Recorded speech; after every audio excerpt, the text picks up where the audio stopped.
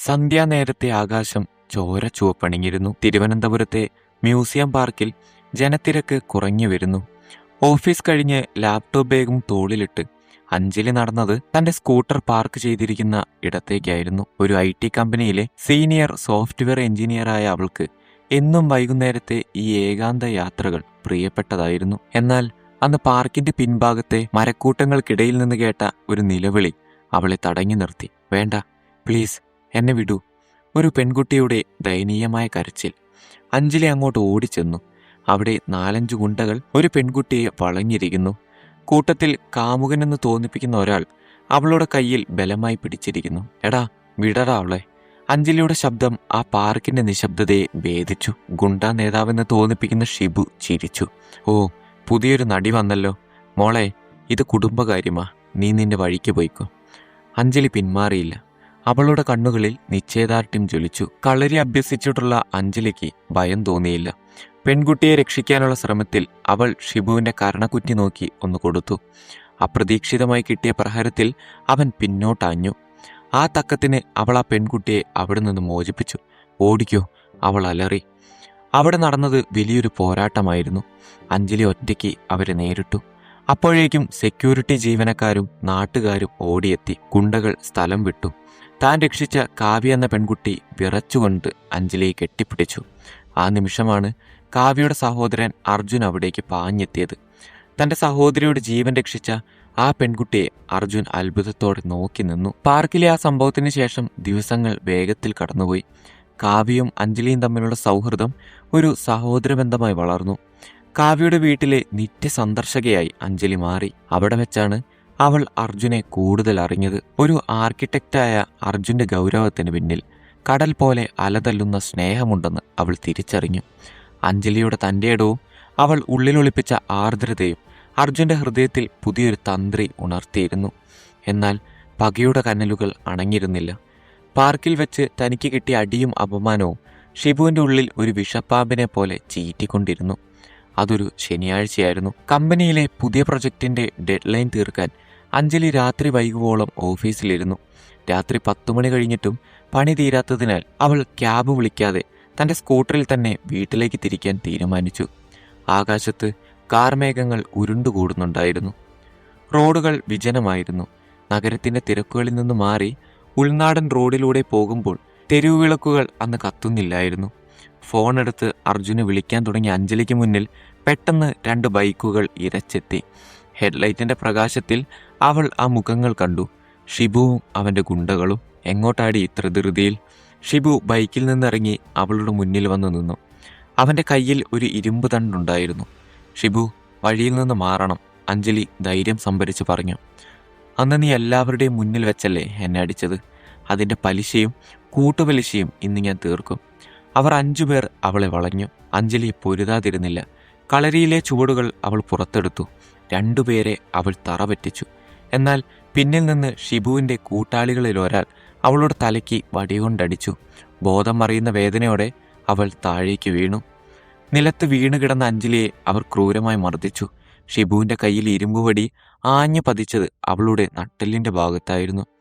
ഇനി നീ ഒരിക്കലും ആർക്കു മുന്നിൽ നിന്റെ തന്റേടം കാണിക്കരുത് എന്ന് ആക്രോശിച്ചുകൊണ്ട് അവൻ അവളുടെ വയറിലും നട്ടെല്ലിലും മാറി മാറി പ്രഹരിച്ചു. ബോധം മറയുന്നതിനു മുൻപ് അവസാനമായി അഞ്ജലിയുടെ മനസ്സിൽ തെളിഞ്ഞത് അർജുന്റെ പുഞ്ചിരിക്കുന്ന മുഖമായിരുന്നു. അവൾ ചോരയിൽ കുളിച്ച് അവിജനമായ റോഡിൽ ബോധരഹിതയായി കിടന്നു. സമയം ഇഴഞ്ഞു നീങ്ങി. അഞ്ജലിയുടെ ഫോൺ എടുക്കാത്തതിൽ അസ്വസ്ഥനായ അർജുൻ അവളുടെ ഓഫീസിൽ വിളിച്ചു. അവൾ ഇറങ്ങിയെന്നറിഞ്ഞതോടെ അവന്റെ ഉള്ളിൽ അപകടമണം മുഴങ്ങി. അവൻ തന്റെ കാറിൽ അവളുടെ വീട്ടിലേക്കുള്ള വഴിയിലൂടെ ചീറിപ്പാഞ്ഞു. റോഡരികിൽ തകർന്നു കിടക്കുന്ന അവളോട് സ്കൂട്ടർ കണ്ടപ്പോൾ അർജുന്റെ ഹൃദയം നിലച്ചുപോയി. കുറച്ചപ്പുറത്ത് കാട് പിടിച്ചു കിടക്കുന്ന ഒരിടത്ത് ചോരയിൽ കുളിച്ച് മൃതപ്രായയായി കിടക്കുന്ന അഞ്ജലിയെ അവൻ കണ്ടു. അഞ്ജലി! അവന്റെ നിലവിളി ആ രാത്രിയുടെ നിശബ്ദതയെ പിളർന്നു. തണുത്തുറഞ്ഞ അവളുടെ ശരീരം വാരിയെടുത്ത് അവൻ ആശുപത്രിയിലേക്ക് പായുമ്പോൾ അവന്റെ കണ്ണുനീർ അവളുടെ ചോരയുമായി കലർന്നു. ആ രാത്രിയിൽ വിധി അവർക്കായി കരുതി വച്ചത് ഒരു വലിയ പരീക്ഷണത്തിന്റെ തുടക്കമായിരുന്നു. ആശുപത്രിയിലെ ഇടനാഴികളിൽ മരുന്നുകളുടെ രൂക്ഷഗന്ധം പടർന്നു പിടിച്ചിരുന്നു. അർജുൻ ഓപ്പറേഷൻ തിയേറ്ററിന് മുന്നിലെ നീളൻ കസേരയിൽ തലയിൽ കൈവച്ചിരുന്നു. അവന്റെ ഷർട്ടിൽ അഞ്ജലിയുടെ ഉണങ്ങാത്ത ചോരപ്പാടുണ്ട്. ഓരോ നിമിഷവും ഓരോ യുഗം പോലെയാണ് അവന് തോന്നിയത്. അഞ്ജലിയുടെ അച്ഛൻ സോമനാഥനും അമ്മ ജാനകിയമ്മയും കരഞ്ഞുകൊണ്ടാണ് അവിടേക്ക് ഓടിയെത്തിയത്. കൂടെ കാവ്യവുമുണ്ട്. തനിക്ക് വേണ്ടി ഒരു പെൺകുട്ടി ഇത്രയും ക്രൂരത അനുഭവിച്ചല്ല എന്നോർത്ത് കാവ്യ തേങ്ങിക്കൊണ്ടിരുന്നു. സോമനാഥൻ അർജുൻ്റെ തോളിൽ കൈവച്ചു. ആ മനുഷ്യൻ്റെ കൈകൾ വിറയ്ക്കുന്നുണ്ടായിരുന്നു. മോനെ, എൻ്റെ മകൾക്ക്, അവൾക്കൊന്നും സംഭവിക്കില്ലല്ലോ അല്ലേ? അർജുന് മറുപടി ഉണ്ടായിരുന്നില്ല. അവൻ വെറുതെ തലതാഴ്ത്തിയിരുന്നു. ഉള്ളിൽ പ്രാർത്ഥനകൾ മാത്രം. ഓപ്പറേഷൻ തിയേറ്ററിന് മുകളിലെ ചുവന്ന വിളക്ക് അണങ്ങിയപ്പോൾ എല്ലാവരും ശ്വാസമടക്കി പിടിച്ചു. ഡോക്ടർ മാധവൻ പുറത്തു വന്നു. മാസ്ക് മാറ്റുമ്പോൾ അദ്ദേഹത്തിൻ്റെ മുഖത്ത് കടുത്ത ഗൗരവമായിരുന്നു. ഡോക്ടർ അഞ്ജലി. അർജുൻ ചാടി എഴുന്നേറ്റു.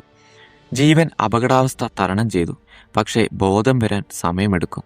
അർജുൻ, എനിക്ക് നിന്നോട് ചില കാര്യങ്ങൾ സംസാരിക്കാനുണ്ട്. എൻ്റെ ക്യാബിനിലേക്ക് വരൂ.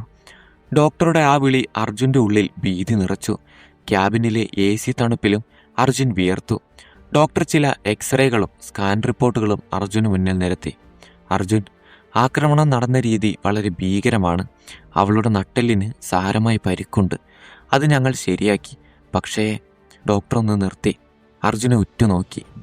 അവളുടെ അടിവയറ്റിൽ ഇരുമ്പുവടി കൊണ്ടുള്ള പ്രഹരം കാരണം ഗർഭപാത്രത്തിന് ഗുരുതരമായ ക്ഷതം സംഭവിച്ചിട്ടുണ്ട്. ഇന്റേണൽ ബ്ലീഡിംഗ് വരെ കൂടുതലായിരുന്നു. അടിയന്തരമായി ഞങ്ങൾക്ക് ചില ശസ്ത്രക്രിയകൾ ചെയ്യേണ്ടി വന്നു. അർജുൻ ശ്വാസം വിടാൻ മറന്നുപോയി. അതായത്, ലളിതമായി പറഞ്ഞാൽ, ഇനി അഞ്ജലി ഗർഭിണിയാകുന്നത് അഞ്ജലിയുടെ ജീവന് തന്നെ ഭീഷണിയാകും. അവളുടെ ശരീരം ഇനി അത്തരമൊരു സമ്മർദ്ദം താങ്ങില്ല. ഗർഭധാരണം നടന്നാൽ അത് അവളുടെ മരണത്തിന് കാരണമായേക്കാം. ഇത് ഒരു ഡോക്ടർ എന്ന നിലയിൽ എനിക്ക് തരാവുന്ന മുന്നറിയിപ്പാണ്. അർജുൻ്റെ കാതുകളിൽ ആ വാക്കുകൾ ഇരമ്പിക്കൊണ്ടിരുന്നു. ഒരു വലിയ സ്വപ്നക്കൂട് തകർന്നു വീഴുന്ന ശബ്ദം അവൻ കേട്ടു. അഞ്ജലി കുട്ടികളെ എത്രമാത്രം സ്നേഹിക്കുന്നുണ്ടെന്ന് അവനറിയാം. ഒരു കുഞ്ഞിനെ കയ്യിലെടുക്കുമ്പോൾ അവളുടെ കണ്ണുകളിൽ വിരിയുന്ന തിളക്കം അവൻ കണ്ടിട്ടുണ്ട്. ആ സ്വപ്നമാണ് ഒരു രാത്രി കൊണ്ട് ഇല്ലാതായത്. ഇതവൾ അറിയണോ ഡോക്ടർ? അർജുൻ്റെ ശബ്ദം ഇടറി. ഇപ്പോൾ വേണ്ട. അവൾ ശാരീരികമായി ഒന്ന് ഉഷാറാകട്ടെ. അവളുടെ മാനസികാവസ്ഥ കൂടി നോക്കിയിട്ട് നമുക്ക് തീരുമാനിക്കാം. ക്യാബിനിൽ നിന്ന് പുറത്തിറങ്ങിയ അർജുൻ കണ്ടത് ICUവിൻ്റെ ചില്ലുവാതിലിനപ്പുറം മിടിപ്പുകൾ കാണിക്കുന്ന മെഷീനുകൾക്കിടയിൽ നിശ്ചലയായി കിടക്കുന്ന അഞ്ജലിയെയാണ്. അവളുടെ മുഖത്തെ വിളർച്ച അവൻ്റെ ഹൃദയം കീറി മുറിച്ചു. തനിക്ക് വേണ്ടി ജീവിതം മാറ്റിവെച്ച ആ പെൺകുട്ടിയെ ഇനി എങ്ങനെ ചേർത്ത് പിടിക്കണമെന്നോർത്ത് അവൻ വിങ്ങിപ്പൊട്ടി. ആ നിമിഷം അവൻ ഒരു തീരുമാനമെടുത്തു. അവൾ അമ്മയാകില്ലായിരിക്കാം, പക്ഷേ താൻ അവൾക്ക് ഒരു അമ്മയായും അച്ഛനായും കാവലാളായും കൂടെ ഉണ്ടാകും. ഈ ലോകത്തെ മുഴുവൻ സ്നേഹവും താൻ അവൾക്ക് നൽകും. ആശുപത്രിയിൽ നിന്ന് ഡിസ്ചാർജായി അഞ്ജലി വീട്ടിലെത്തി. ശാരീരികമായ മുറിവുകൾ ഉണ്ടായിരുന്നുവെങ്കിലും അവളുടെ ഉള്ളിലെ തൻ്റെ ഇടത്തിന് ചെറിയൊരു മങ്ങലേറ്റതുപോലെ. തൻ്റെ ശരീരത്തിനുണ്ടായ മാറ്റങ്ങളെക്കുറിച്ച് പൂർണ്ണമായി അറിയില്ലെങ്കിലും താൻ പഴയതുപോലെ അല്ലെന്ന് അവൾക്ക് തോന്നി തുടങ്ങി. പക്ഷേ അർജുൻ അതൊന്നും അവളെ അറിയിച്ചില്ല. അവൻ അവളോട് നിഴലായി കൂടെ നിന്നു. വിവാഹത്തെക്കുറിച്ചുള്ള സംസാരം വീട്ടിൽ തുടങ്ങിയപ്പോഴാണ് വലിയ പൊട്ടിത്തെറികൾ ഉണ്ടായത്. അർജുൻ്റെ അമ്മ ജയലക്ഷ്മി ഒട്ടും വഴങ്ങുന്ന മട്ടിലായിരുന്നില്ല. ഒരു താലിഭാഗ്യം പോലും ഇല്ലാത്ത ആ പെണ്ണിനെ എന്തിനാണ് നീ കെട്ടുന്നത്? അവൾക്ക് ഇനി പഴയതുപോലെ നടക്കാൻ പോലും പറ്റില്ലെന്ന് നാട്ടുകാർ പറയുന്നു. നമ്മുടെ കുടുംബത്തിന് ഒരു വംശപരമ്പര വേണ്ടേ? ജയലക്ഷ്മിയുടെ വാക്കുകൾ അർജുൻ്റെ ഉള്ളിൽ തറച്ചു. അമ്മേ, അർജുൻ്റെ ശബ്ദം മുറിയിലാകെ മുഴങ്ങി. അവൾ ഇന്ന് ഈ അവസ്ഥയിലായതിന് കാരണം നമ്മുടെ കാവ്യയാണ്. അവളില്ലായിരുന്നുവെങ്കിൽ നമ്മുടെ കാവ്യ ഇന്ന് ജീവനോടെ ഉണ്ടാവില്ലായിരുന്നു. അഞ്ജലിക്ക് ഒരു വംശപരമ്പര നൽകാൻ കഴിയില്ലെങ്കിൽ വേണ്ട. അവളാണ് എൻ്റെ ലോകം. ഇനി ഇതിനെക്കുറിച്ച് ഒരക്ഷരം അമ്മ സംസാരിക്കരുത്. കാവ്യ കരഞ്ഞുകൊണ്ട് അർജുനെ കെട്ടിപ്പിടിച്ചു. അമ്മയുടെ എതിർപ്പുകൾക്കിടയിലും അർജുൻ തൻ്റെ തീരുമാനത്തിൽ ഉറച്ചു നിന്നു. ഒടുവിൽ ഒരു പുലർക്കാലത്ത് പത്മനാഭസ്വാമി ക്ഷേത്രത്തിൻ്റെ നടയിൽ വെച്ച് അർജുൻ അഞ്ജലിയുടെ കഴുത്തിൽ താലി കെട്ടി. അഞ്ജലിയുടെ കണ്ണുകളിൽ സന്തോഷവും ഒപ്പം ഒരുതരം ഭയവും ഉണ്ടായിരുന്നു. അർജുൻ തനിക്ക് നൽകുന്ന ജീവിതം ഒരു ദാനമാണോ അതോ സ്നേഹമാണോ എന്നവൾ ചിന്തിച്ചു. വിവാഹം കഴിഞ്ഞുള്ള ആദ്യ രാത്രികൾ അർജുന് ഏറ്റവും വലിയ പരീക്ഷണമായിരുന്നു. മുല്ലപ്പൂ മണക്കുന്ന മുറിയിൽ അഞ്ജലി അവനെ കാത്തിരിക്കുമ്പോൾ അർജുൻ്റെ ഉള്ളിൽ ഡോക്ടറുടെ മുന്നറിയിപ്പ് ഒരു കൊടുങ്കാറ്റായി അടിച്ചു. അവളുടെ അടുത്തേക്ക് ചെല്ലാൻ അവൻ കൊതിച്ചു. പക്ഷേ അവളുടെ ജീവനെ ഓർക്കുമ്പോൾ അവൻ പിന്നിലോട്ട് വലിഞ്ഞു. അർജുൻ, എന്തുപറ്റി? നീ എന്തിനാ എന്നിൽ നിന്ന് അകന്നു നിൽക്കുന്നത്? അഞ്ജലി ചോദിച്ചു. അർജുൻ അവളുടെ നെറ്റിയിൽ മൃദുവായി ചുംബിച്ചു. അഞ്ജലി, നീ പൂർണ്ണമായി സുഖം പ്രാപിക്കട്ടെ. എനിക്ക് നിന്നെ ധൃതിയിൽ വേണമെന്നില്ല. നിന്റെ സാമീപ്യം മാത്രം മതി. നമുക്ക് കുറച്ചുകൂടി കാത്തിരിക്കാം. അവൻ അവളെ കെട്ടിപ്പിടിച്ചു കിടന്നു. ആ അണപ്പിന് സ്നേഹത്തിൻ്റെ ചൂടുണ്ടായിരുന്നുവെങ്കിലും ഒരുതരം സങ്കടം അതിൽ കലർന്നു നിന്നിരുന്നു. അഞ്ജലി വിചാരിച്ചത് തൻ്റെ ആരോഗ്യം ശരിയാകാത്തത് കൊണ്ടാണ് അവൻ വിട്ടുനിൽക്കുന്നത് എന്നാണ്. പക്ഷേ അർജുൻ ഒളിപ്പിച്ചു വെച്ച ആ വലിയ സത്യം അവളുടെ ജീവിതത്തെ മാറ്റിമറിക്കാൻ പോകുന്നതായിരുന്നു. അവൻ അവളെ ഒരു കുഞ്ഞിനെ പോലെ പരിപാലിച്ചു. ശാരീരികമായ ബന്ധത്തേക്കാൾ ഉപരി ആത്മാക്കൾ തമ്മിലുള്ള ഒരു ബന്ധമായി അവരുടെ ദാമ്പത്യം മാറി. പക്ഷെ ഓരോ പ്രഭാതത്തിലും അർജുൻ പ്രാർത്ഥിച്ചത് തൻ്റെ ഉള്ളിലെ സത്യം ഒരിക്കലും അവൾ അറിയരുതേ എന്നായിരുന്നു. കാരണം ആ സത്യം അറിഞ്ഞാൽ അഞ്ജലി തകരില്ല. പകരം അവൾ എടുക്കുന്ന തീരുമാനം തന്നെ തകർക്കുമെന്ന് അവൻ മുൻകൂട്ടി കണ്ടിരുന്നു. വിവാഹം കഴിഞ്ഞ് 1 വർഷം തികയാറായപ്പോഴാണ് അഞ്ജലി ആ സത്യം തിരിച്ചറിഞ്ഞത്. ആകസ്മികമായി അർജുന്റെ കയ്യിൽ നിന്ന് വീണ മെഡിക്കൽ ഫയലുകൾ അവളുടെ കയ്യിലെത്തി. തന്റെ ഗർഭപാത്രത്തിനേറ്റ ആഴത്തിലുള്ള മുറിവുകളെക്കുറിച്ചും ഇനി അമ്മയാകുന്നത് മരണത്തിലേക്കുള്ള വഴിയാണെന്നും അവൾ വായിച്ചു. ഓരോ വരികളും അവളുടെ ഹൃദയത്തിൽ തറച്ചു കയറി. തന്നോടുള്ള സ്നേഹം കൊണ്ടാണ് അർജുൻ ഇത്രയും കാലം ശാരീരികമായി അകന്നുനിന്നതെന്ന് അവൾ മനസ്സിലാക്കി. അന്ന് വൈകുന്നേരം അർജുൻ ജോലി കഴിഞ്ഞ് വരുമ്പോൾ അഞ്ജലി ബാൽക്കണിയിൽ ആകാശത്തേക്ക് നോക്കി നിൽക്കുന്നുണ്ടായിരുന്നു. അവളുടെ മുഖത്ത് വല്ലാത്തൊരു ശാന്തതയുണ്ട്. അർജുൻ, അവൾ വിളിച്ചു. അർജുൻ അവളെ നോക്കിയപ്പോൾ അവളുടെ കയ്യിലിരുന്ന മെഡിക്കൽ റിപ്പോർട്ടുകൾ അവൻ കണ്ടു. അവൻ്റെ ഉള്ളൊന്ന് കിടുങ്ങി. അഞ്ജലി, അത് ഞാൻ നിന്നോട് പറയാതിരുന്നത്. എനിക്കറിയാം അർജുൻ, എന്നോടുള്ള നിന്റെ പ്രണയത്തിൻ്റെ ആഴം എനിക്ക് മനസ്സിലായി. പക്ഷെ ഒരു കാര്യം ആലോചിച്ച് നോക്കൂ. നാളെ നമ്മളില്ലാതായാൽ ഈ ലോകത്ത് നിൻ്റെയും എൻ്റെയും അടയാളമായി ആര് ബാക്കിയുണ്ടാവും? നിന്റെ അംശമായ ഒരു കുഞ്ഞിനെ കാണാതെ എനിക്ക് മരിക്കാൻ കഴിയില്ല. അർജുൻ തകർന്നുപോയി. അവൻ അവളെ ചേർത്ത് പിടിച്ച് കരഞ്ഞു. വേണ്ട അഞ്ജലി, എനിക്ക് നിന്നെ മാത്രം മതി. നിനക്ക് എന്തെങ്കിലും സംഭവിക്കുന്നത് ആലോചിക്കാൻ പോലും എനിക്ക് കഴിയില്ല. പക്ഷെ അഞ്ജലി തൻ്റെ തീരുമാനത്തിൽ ഉറച്ചു നിന്നു. അതൊരു വാശിയായിരുന്നില്ല. തൻ്റെ പ്രിയതമന് വേണ്ടി അവൾ നൽകാൻ ആഗ്രഹിച്ച ഏറ്റവും വലിയ സമ്മാനമായിരുന്നു. ഒടുവിൽ അവളുടെ സ്നേഹത്തിന് മുന്നിൽ അർജുൻ കീഴടങ്ങി. മാസങ്ങൾ കടന്നുപോയി. അഞ്ജലി ഗർഭം ധരിച്ചു. ആ 9 മാസങ്ങൾ അർജുന് നരകയാതനയുടേതായിരുന്നു. അവളുടെ ഓരോ ചലനവും അവൻ ഭീതിയോടെയാണ് നോക്കിയത്. അഞ്ജലി കൂടുതൽ സുന്ദരിയായി തോന്നി. അവൾ തൻ്റെ വയറിൽ കൈവച്ച് പാട്ടുകൾ പാടി. മരണം അരികിലുണ്ടെന്ന ബോധം പോലും അവളെ തളർത്തിയില്ല. അർജുൻ, നമുക്ക് വരുന്ന കുഞ്ഞിന് നന്ദന എന്ന് പേരിടണം. അവൾ നിന്നെപ്പോലെ ആകണം. അവൾ ചിരിച്ചുകൊണ്ട് പറയുമ്പോൾ അർജുൻ ഉള്ളിലെ കണ്ണുനീരുകൾ ഒളിപ്പിച്ചു. 10ാം മാസം അർദ്ധരാത്രി അഞ്ജലിക്ക് വേദന തുടങ്ങി. ആശുപത്രിയിലേക്കുള്ള യാത്രയിലുടനീളം അവൾ അർജുൻ്റെ കൈകൾ മുറുക്കി പിടിച്ചിരുന്നു. ഓപ്പറേഷൻ തിയേറ്ററിലേക്ക് അവളെ കൊണ്ടുപോകുമ്പോൾ അവൾ അവസാനമായി അർജുൻ്റെ നെറ്റിയിൽ ചുംബനം നൽകി. പേടിക്കേണ്ട അർജുൻ, ഞാൻ എവിടെയും പോവില്ല. മണിക്കൂറുകൾ നീണ്ട കാത്തിരിപ്പ്. ഒടുവിൽ ഒരു നേർത്ത കരച്ചിൽ കേട്ടു. ഒരു പെൺകുഞ്ഞ്. ഡോക്ടർ കുഞ്ഞിനെ അർജുൻ്റെ കൈകളിലേക്ക് കൊടുത്തു. പക്ഷേ ഡോക്ടറുടെ കണ്ണുകളിൽ സങ്കടമായിരുന്നു. അർജുൻ, ഞങ്ങൾ പരമാവധി ശ്രമിച്ചു. പക്ഷേ ഇന്റേണൽ ബ്ലീഡിംഗ് നിർത്താൻ കഴിഞ്ഞില്ല. അവളുടെ ശരീരം വല്ലാതെ തളർന്നുപോയി. അർജുൻ കുഞ്ഞുമായി അകത്തേക്ക് കുതിച്ചു. അഞ്ജലിയുടെ കണ്ണുകൾ പാതി അടങ്ങിയിരുന്നു. തൻ്റെ അരികിൽ കിടത്തിയ കുഞ്ഞിൻ്റെ മുഖത്തേക്ക് അവൾ നോക്കി. വിറയ്ക്കുന്ന കൈകൾ കൊണ്ട് അവൾ കുഞ്ഞിൻ്റെ കവിളിൽ ഒന്ന് സ്പർശിച്ചു. നന്ദന, അവൾ മന്ത്രിച്ചു. പിന്നെ അർജുനെ നോക്കി. അവളുടെ കണ്ണുകളിൽ പ്രണയവും നന്ദിയും യാത്രയപ്പും കലർന്നിരുന്നു. അർജുൻ്റെ കൈകളിൽ കുഞ്ഞിനെ ഏൽപ്പിച്ചുകൊണ്ട് അവൻ്റെ പ്രിയപ്പെട്ട അഞ്ജലി ഈ ലോകത്തോട് വിട പറഞ്ഞു. അർജുൻ നിലവിളിച്ചില്ല. അവൻ്റെ കണ്ണീർ വറ്റിയിരുന്നു. അവൻ തൻ്റെ മകളെ നെഞ്ചോട് ചേർത്തു. അഞ്ജലി തനിക്ക് നൽകിയ ആയുസിൻ്റെ ബാക്കിപത്രം. 22 വർഷങ്ങൾ ഒരു കാറ്റുപോലെ കടന്നുപോയിരുന്നു. അന്നത്തെ ആ ആശുപത്രി മുറ്റത്ത് അർജുൻ വളർത്തിയത് വെറുമൊരു കുഞ്ഞിനെയല്ല, തൻ്റെ അഞ്ജലിയുടെ ഒരു അംശത്തെയായിരുന്നു.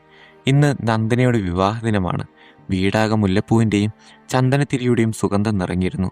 പട്ടുസാരി ഉടുത്ത് സ്വർണ്ണാഭരണങ്ങൾ അണിഞ്ഞിരുന്ന് കണ്ണാടിക്ക് മുന്നിൽ നിൽക്കുന്ന നന്ദനയെ കണ്ടാൽ അഞ്ജലിയാണെന്നേ പറയൂ. അതേ കണ്ണുകൾ, അതേ പ്രകാശം. അർജുൻ മുറിയുടെ വാതിൽക്കൽ വന്നു നിന്നു. അയാളുടെ തലമുടി നരച്ചിരുന്നു. കണ്ണുകൾക്ക് താഴെ ജീവിതത്തിൻ്റെ കനത്ത അടയാളമുണ്ട്. എങ്കിലും ആ കണ്ണുകളിൽ ഇന്ന് വിരിയുന്നത് വല്ലാത്തൊരു ചാരിതാർത്ഥ്യമാണ്. അച്ഛാ, നന്ദന ഓടി വന്ന അയാളെ കെട്ടിപ്പിടിച്ചു. ഞാൻ എങ്ങനെയുണ്ട്? അമ്മയെപ്പോലെ തന്നെയുണ്ടോ? അർജുൻ്റെ തൊണ്ടയിടറി. അമ്മയെപ്പോലെ അല്ല മോളെ, നീ അഞ്ജലി തന്നെയാണ്. അവളുടെ ധൈര്യവും അവളുടെ സ്നേഹവും എല്ലാം നിന്നിലുണ്ട്. അയാൾ തൻ്റെ പോക്കറ്റിൽ നിന്ന് ഒരു ചെറിയ പെട്ടിയെടുത്തു. അതിൽ അഞ്ജലി വിവാഹ ദിനത്തിൽ അണിഞ്ഞിരുന്ന ആ പഴയ സ്വർണ്ണമാലയായിരുന്നു. ഇത് അമ്മ എനിക്ക് തന്നതാണ്. ഇന്ന് നീ ഇത് അണിയണം. അവളുടെ അനുഗ്രഹം എപ്പോഴും നിന്റെ കൂടെ ഉണ്ടാകും. വിവാഹവേദിയിൽ വിരുന്നുകാരെല്ലാം നിറഞ്ഞിരുന്നു. വിവാഹത്തിന് തൊട്ടു മുൻപ് നന്ദന തൻ്റെ പ്രതിശ്രുതവരനായ ആകാശിനെ അരികിലേക്ക് വിളിച്ചു. അവിടെ മാല ചാർത്തിയ അഞ്ജലിയുടെ ഫോട്ടോ വെച്ചിരുന്നു. ആകാശ് നന്ദന ഫോട്ടോയിലേക്ക് വിരൽ ചൂണ്ടി. എല്ലാവരും പറയും എൻ്റെ അച്ഛൻ ഇത്രയും കാലം ജീവിച്ചത് അമ്മയുടെ ഓർമ്മകൾ കൊണ്ടാണെന്ന്. പക്ഷേ സത്യത്തിൽ അമ്മ ഒരിക്കലും ഞങ്ങളെ വിട്ടുപോയിട്ടില്ല. എൻ്റെ അച്ഛൻ്റെ സ്നേഹത്തിൽ അദ്ദേഹം എനിക്ക് പറഞ്ഞു തന്ന ഓരോ കഥകൾ ഇന്നും ആ വീട്ടിലെ ഓരോ ശ്വാസത്തിലും അമ്മയുണ്ട്. ഒരു പെൺകുട്ടിയെ രക്ഷിക്കാൻ വേണ്ടി സ്വന്തം ജീവിതം പകർത്തു നൽകിയ ആ ധീരതയാണ് എൻ്റെ കരുത്ത്. അച്ഛൻ്റെ ഈ പ്രണയമാണ് എൻ്റെ ലോകം. ഈ സ്നേഹത്തിൻ്റെ ഒരു ചെറിയ അംശമെങ്കിലും എനിക്ക് നൽകാൻ കഴിഞ്ഞാൽ ഞാൻ ഭാഗ്യവതിയാകും. ആകാശ് അർജുൻ്റെ കൈകളിൽ ചേർത്ത് പിടിച്ചു. അയാളുടെ കണ്ണുകളിൽ ആദരവ് നിറഞ്ഞിരുന്നു. വിവാഹ ചടങ്ങുകൾക്കിടയിൽ തെന്നി നീങ്ങുന്ന അർജുൻ്റെ കണ്ണുകൾ എപ്പോഴും ആ ഫോട്ടോയിൽ തങ്ങി നിൽക്കുന്നുണ്ടായിരുന്നു. ജനാലയിലൂടെ വന്ന കുളിർക്കാറ്റിൽ മാലയിലെ മുല്ലപ്പൂക്കൾ ഒന്നുലഞ്ഞു. അത് അഞ്ജലിയുടെ തലോടലാണെന്ന് അയാൾക്ക് തോന്നി. അവൾ അവിടെയുണ്ട്, നന്ദനയുടെ പുഞ്ചിരിയിൽ, അർജുൻ്റെ കണ്ണീരിൽ. അവരുടെ പ്രണയത്തിൻ്റെ ഈ അനശ്വര മുഹൂർത്തത്തിൽ ഒരു മരിക്കാത്ത സുഗന്ധമായി അവൾ ഇന്നും പെയ്തുകൊണ്ടിരിക്കുന്നു. പ്രണയം അവസാനിക്കുന്നില്ല, അത് രൂപം മാറുന്നു, തലമുറകളിലൂടെ ഒഴുകുന്നു. ഒടുവിൽ അതൊരു പുണ്യമായി മാറുന്നു.